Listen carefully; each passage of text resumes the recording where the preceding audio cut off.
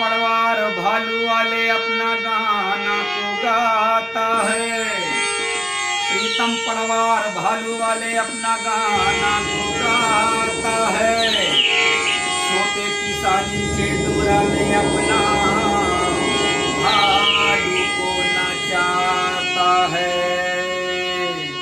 गोरी मैं मंगल गया हूँ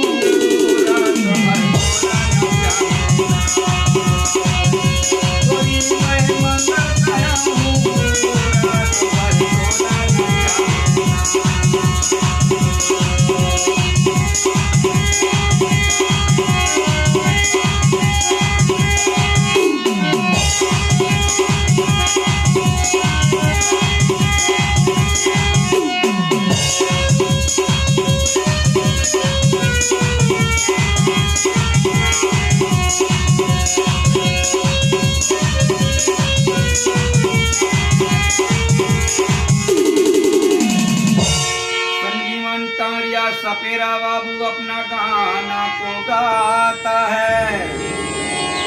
जीवन टारिया सपेरा बाबू अपना गाना को गाता है। किसानी बाई के दूरा में अपना दिखाता है। गोरी मैं मंगल गया हूँ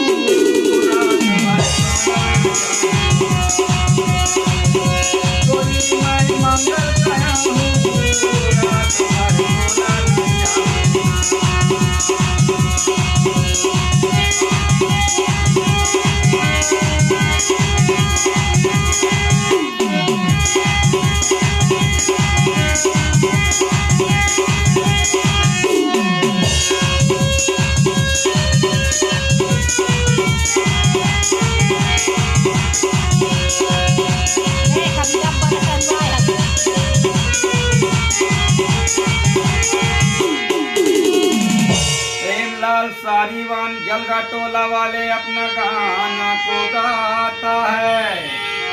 प्रेमलाल सारीवान जलगा टोला वाले अपना गाना को गाता है। खितरी कोंटा में अपना तमूरा को बजाता है। गोरी मैं मंगल गया हूँ रात भर